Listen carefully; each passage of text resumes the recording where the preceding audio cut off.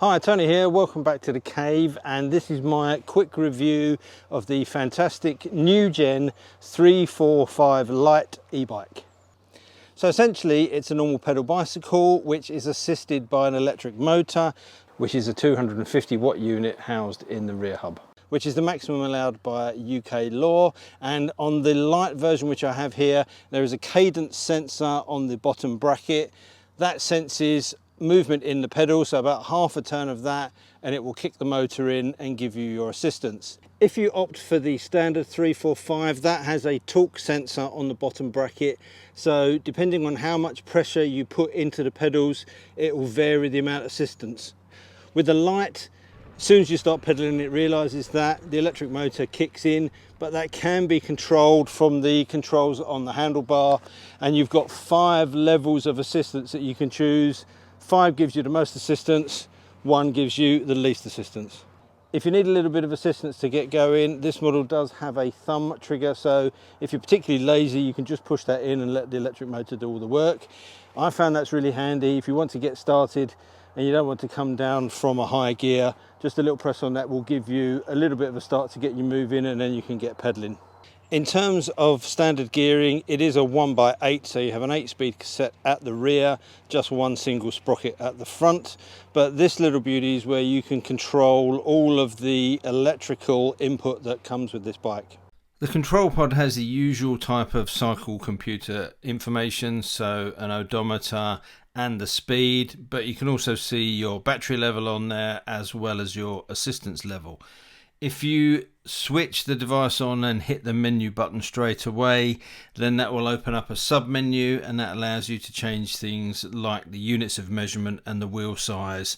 So the bike is easily customizable to your own requirements.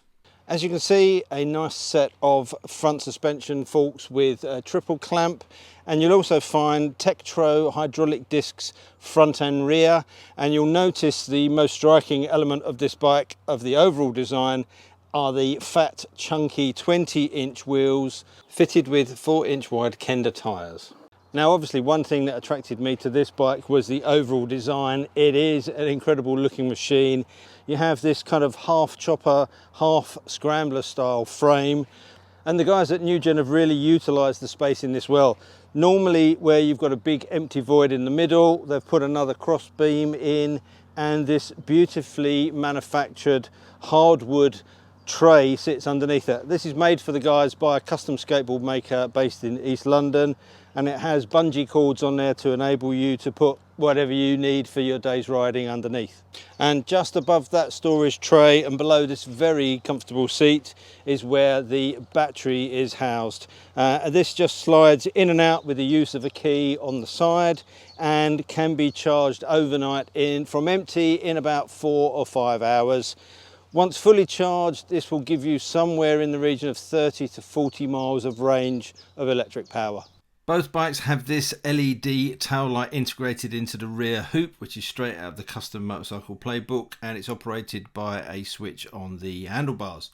This bike is also fitted with an optional LED light, which is incredibly bright and works well at night.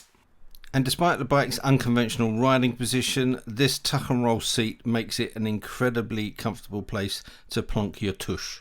So what's my summary on the 345 Lite? Well, it's a fantastic looking bike and it's great fun to ride. I haven't had this much fun on a push bike for ages. So when you first jump on this, it feels like a really weird riding position, although anybody that grew up in the 70s and was riding rally choppers will instantly recognise the seating position.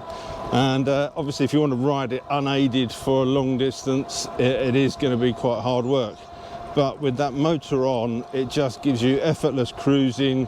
I'm chugging along here at 14 miles an hour. I'm putting a little bit of effort into the pedals.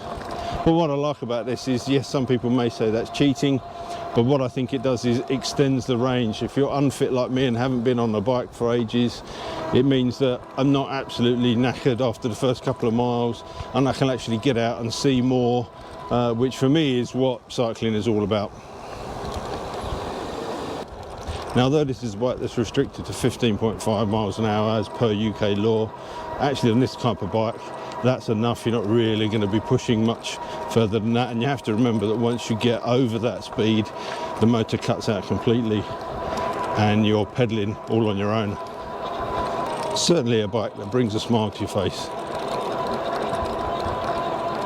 So I hope you've enjoyed this review, something a little bit different on the channel. When I started the channel, the intention wasn't that it was going to be purely motorcycle focused, hence the name, which I still don't like, but I tried to keep it open so that I could cover all manner of things and anything that really grabbed my interest. And as soon as I saw this bike, I knew that it was something that I'd have to have a go on, and I'm kind of hooked, and actually I now want to try a few more e-bikes. So if you have enjoyed it, stick me a thumbs up, subscribe to the channel, and until next time, all that we say is take care, ride safe, and I'll see you soon. Bye.